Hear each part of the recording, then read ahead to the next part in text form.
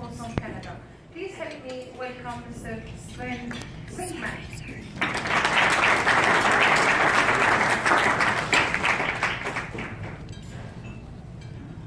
شكرا جزيلا دكتورين. مساء الخير وشكرا على الدعوة والله يعطيك العافية. C'est un vrai plaisir d'être avec vous cet après-midi. This is not a time for long speeches, but it is a time to say thank you to the amazing organization, and I think the term AWESSM really captures your acronym better than anything else, because look at the energy in the room, look at the range of perspectives and backgrounds. So, awesome, and my thanks to you. These are weeks where many Canadians are celebrating. The holidays are on their way, and the Christian community is celebrating Advent, the Jewish community will celebrate Hanukkah. There's a lot of cheer, there's a lot of shopping, there's smiles in the streets. But what you're doing is pointing to another part of the world where there are a lot less smiles, if any. And I'm incredibly grateful for what you've done year after year. I'm grateful for bringing together the networks, because each organization that's represented here in itself is doing incredibly important work. But the real job is to come together and say, okay, how can we align ourselves and bring home the most important messages to our government, to our representatives, so that we actually hear what needs to be done and we can prioritize and we can hopefully take some action. So I've heard two messages from you this afternoon.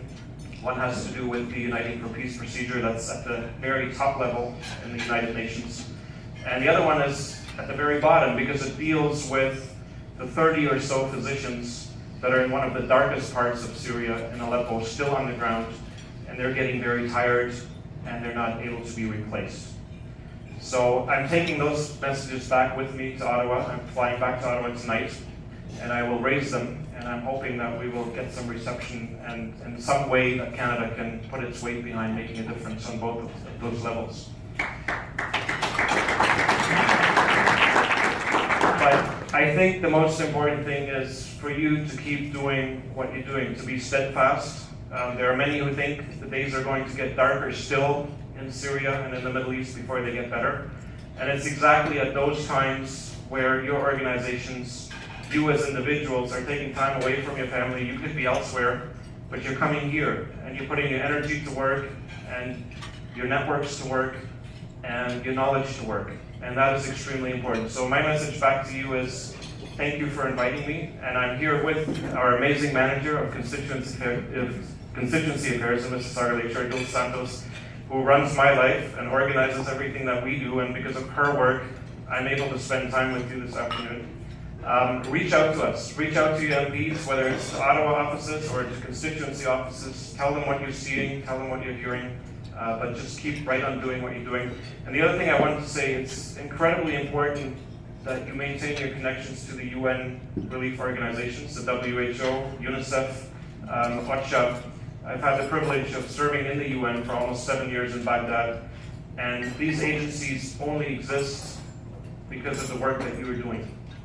They are funded by the member states, but the implementing partners on the ground is what these agencies need more than anything, if not also the knowledge on the ground. So stay connected with them, and work with us at the political level, and then step by step, we will be able to make a difference. Once again, my sincere thanks. Our doors are open.